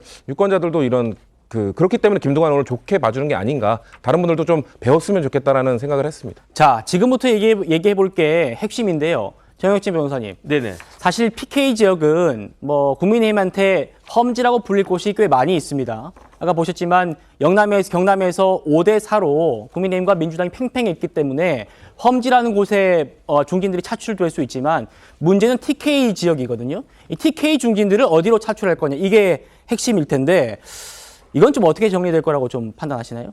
지금 제가 봤을 때는 한동훈 비대위원장이 먼저 솔선수범하는 그런 모습을 보이고 있지 않습니까? 그러니까 지금 PK도 만만치 않은 그러한 상황인데 반박할 수가 없잖아요. 여기 나가라고 그러면 여기 나가고 저기 나가라고 그러면 저기 나가고. 왜냐하면은 리더가 먼저 앞장서고 있기 때문에 그 뒤에서 뭐라고 이야기할 수 없는 그런 상황이 될 거고요. 그다음에 그것이 TK라고 해서 달라질 수 있을 것인가? 그다음에 한동훈 비대위원장에 대한 국민적인 인기가 상당하기 때문에 만약에 이제 그 예컨대 김기현 대표 같은 경우에 본인이 원하는 데에서 계속 출마하겠다라고 하면 김기현 대표 정도 되면 무소속으로 당선이 될 수도 있을지 모르겠지만 전 어떤 생각이 드느냐? 만약에 그 당의 요청을 받아들이지 않고 본인이 지금까지 쭉 그 출마했던 그 지역에서 다시 출마한다라고 하면 당선 여부를 떠나서 김기현 대표의 정치적인 생명은 더 이상 지속되기 어려울 것이다. 왜냐하면 김기현 대표가 더 큰 꿈을 꾸고 있었다고 그러지 않았습니까? 그런데 그냥저냥 뭐 국회의원이 되든 안 되든 그냥저냥한 그런 정치인으로 그냥 물러설 수밖에 없지 않을까. 저는 그런 생각이 드는데 그게 네. TK 지역의 국회의원들한테도 동일하게 적용되지 않을까. 저는 그렇게 생각이 됩니다. 네. 자, 지금 김기현 전 대표 얘기를 했기 때문에요. 저희가 좀 설명을 좀 드리겠습니다. 한동훈 체제로 리더십을 넘겨주고 당대표에서 물러났던 이 김기현 전 대표가 저희 TV조선 단독 보도에 따르면은 험지 출마를 요구받을 걸로 보입니다. 그 지역구로는 지금 보시는 것처럼 민주당 이상원 의원 지역구인 울산 북구가 꼽히고 있는데요. 이현정 의원님, 네. 김기현 전 대표는 어떻게 될까요? 지금 본인은 아마 당 대표는 물러나고 출마를 하겠다 이런 뜻을 보였는데 지역구를 옮기라 이런 요구에는 어떻게 울산 반응할까요? 같은 경우는 이제 울산 동구는 이제 현대중공업이 있는 곳입니다. 네. 있는 곳이고 그다음에 조금 이제 이 언덕을 건너가면 거기에 이제 현대자동차가 있는 곳이 있어요. 제가 알기로는 이 북구가 이쪽으로 알고 있습니다. 그래서 이제 이쪽이 워낙 이제 민주당 세가 강하고 지금 이제 여기 이제 이 울산 남구 을에 지금 김기현 대표가 그동안 이제 뿌리를 내렸던 거 아니겠습니까? 자, 그런 상황이기 때문에 지금 이제 이 국민의힘 쪽에서 보면 울산을 어떤 전 지역을 탈환하겠다 뭐 이런 이제 의도가 있는 것 같아요. 울산 같은 경우는 사실 이제 이 민노총이라든지 있던 노조의 힘이 굉장히 센 지역입니다. 자, 그러다 보니 여기를 어떠면 탈환해야 된다라는 그런 목표가 있는 것인데 일단 자, 김기현 전 대표는 직전 당 대표였지 않습니까? 그리고 또 혁신위원회까지 띄웠습니다. 인요한 혁신위원회까지. 근데 네. 본인이 어떤 당 대표직 이걸 버리면서 지역구를 택했잖아요. 그렇다면 이번 어떤 면에서 보면 중진 희생의 가장 대표적인 지금 타겟은 바로 저는 김기현 전 대표다. 본인이 이제 그동안 이야기를 했고 당 대표까지 역임을 했는 분이라면 저는 당의 요구에 대해서 충분히 수용을 해야 될 것 같습니다. 네. 자, 그런데 문제는 뭐냐면 본인이 이 불출마까지 하지 않으면서 이 지역구를 지켰던 것은 또 그만큼 또 이 지역에 대한 굉장한 또 어떤 애착이 있는 거거든요. 왜냐하면 이 원래 울산 남구청장이 출마를 하려고 그랬어요. 네. 그러다 갑자기 철회를 했습니다. 그만큼 이제 울산 남구에서 본인의 어떤 영향이 강한데 그런데 아마 본인은 뭐 고민이 많을 겁니다. 그러나 결국은 저는 당의 요구를 받아들일 것이다. 왜냐하면 전직 대표가 안 받으면 누가 받아들이겠습니까? 그리고 또 뭔가 본인이 무소속으로 나간다? 저는 이건 정치도 이상 있을 수 없는 일이다. 라는 생각이 들기 때문에 결국은 아마 이런 압박에 의해서 본인도 아마 당을 위해서 헌신하지 않겠나 싶습니다. 네. 자, 이렇게 영남권 중진들이 다 험지 출마나 불출마를 압박받는 그런 상황인데요. 역시 희생을 해야 할 이 용산 참모들, 대통령실 참모들은 양지만 찾아 나선다 이런 비판들이 나오고 있습니다. 그중 어제 저희가 언급을 했습니다만 강남을이 굉장히 지금 논란이 되고 있는 지역구입니다. 보시는 것처럼 이원모 대통령실 인사비서관, 윤석열 대통령의 측근으로 꼽히는 이원모 비서관이 국민의힘 박진 전 장관이 현역으로 있는 강남을의 공천을 신청을 한 대목인데요. 여기에 비판이 쏟아지니까 이원모 비서관이 한 발 물러섰습니다. 이렇게요. 연고를 고려한 공천 신청이었을 뿐 당의 어떠한 결정도 존중하겠다, 조건 없이 따르겠다 이렇게 얘기를 했습니다. 그러니까 이원모 전 비서관의 아마 고등학교가 강남에 있어서 내가 고등학교를 나왔기 때문에 강남에 신청했을 뿐이지 당의 어떠한 결정도 따르겠다 이렇게 이원모 비서관이 한 발 물러선 그런 모습입니다. 김영주 의원님. 네. 그런데 박진 전 장관도 뭐 어떻습니까? 이 지금 아마 좀 당을 그 지역구로 옮겨야 되는 그런 대상으로 좀 지목이 되던데요. 그렇습니다. 이제 그동안에 뭐 본인이 여러 가지 정치적 공백도 있었습니다만 어쨌든 강남을 지난번에 탈환을 했고, 근데 어쨌든 윤 정부 들어서 장관을 했으면 최근에 공관위에서 장관급에 대한 어떤 불이익도 얘기되고 있는 것으로 알고 있는데 그 네. 정도의 험지 출마, 심지어는 뭐 이상민 의원처럼 다른 당에서의 당협위원장이라도 실제로 보면은 일정 정도의 좀 페널티를 주겠다라는 의지를 본다면 마땅히 박진 장관도 그런 결심을 할 필요가 있다라고 봅니다. 그래서 이제 그런 측면에서 본인도 좀 마음을 비우고 내려놔야 되지 않을까. 조금 더 마포라든지 또 그런 어떤 접점 가능한 말하자면 한강벨트 쪽에서 그야말로 당을 위해서 좀 헌신할 필요가 있겠다 그런 생각이 듭니다. 네, 오늘 한동훈 위원장도 이 공천 관련 논란에 대해서 언급을 했습니다. 들어보시죠. 사천 사당화 이런 논란도 있었잖아요. 근데 저는 이렇게 묻고 싶어요. 정치 한 번도 안 해본 사람이 한 달도 안 돼서 집권 여당을 사당화할 수 있다면 저는 그분 찾아서 모셔오고 싶어요. 정치의 신 아닙니까? 네, 이번 주제도 여기까지 정리하고요. 저희는 다음 주제로 넘어가겠습니다.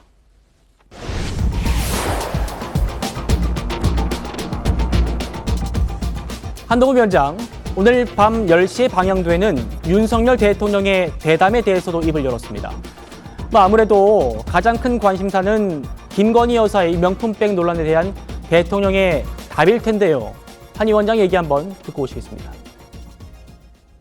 거기에 대해서 대통령께서 적절하게 잘 말씀하실 거라고 생각합니다. 기본적으로는 굉장히 저열한 몰카 공작이 맞죠. 그렇지만 경호 문제라든가 여러 가지 전후 과정에서 국민들께서 걱정하실 만한 부분이 있었다는 건 분명하다고 저는 지금도 생각합니다. 그때도 그렇고요. 특별감찰관 제도가 5년 내내 임명되지 않은 건 문재인 정권입니다. 그리고 오히려 민주당 정부 당시에 영부인에 관한 여러 가지 의혹들이 훨씬 더 많았어요. 직접 거명하진 않았습니다만 김정숙 여사를 좀 겨냥한 걸로 들리고 또 한동훈 위원장이 이번 논란의 본질은 저열한 몰카 공작이다 이런 점도 분명히 했습니다. 그러면서도 국민 눈높이를 재차 언급을 했는데 어떻게 좀 평가할 수 있을까요? 예, 어찌됐건 간에 그 김정숙 여사 같은 경우에는 국민적으로 그 옷값 문제하고 그다음에 1호기 혼자 타고 그 인도네시아인가 어디 가본 거 그것도 이제 문제가 되지 않습니까? 근데 그 문제를 해서 비켜가려고 간 것 같은데 그런 건 아닌 것 같고요. 어떤 문제를 해결하는 데 있어서 본인이 해결 결정권자가 아니지 않습니까? 이번 문제만 해도 그러니까 인식을 같이 공유하는 선에서 인식을 같이 하는 국민들 눈높이에 맞게 인식을 하는 공감하는 선에서 한동훈 비대위원장 같은 경우는 이 문제를 넘어가려고 하는 것 같습니다. 네. 그래서 또 저는 그런 부분이 이해가 가는 것이요. 이 문제를 해결하는 최종의 결정권자가 아니기 때문에 한동훈 위원장으로서는 저 정도 선에서밖에 발언을 할 수밖에 없다. 이렇게 저는 생각이 듭니다. 네. 오늘 대통령의 100분 대담이 김건희 여사의 논란을 해소할 수 있을지 관심이 굉장히 모이고 있는데요.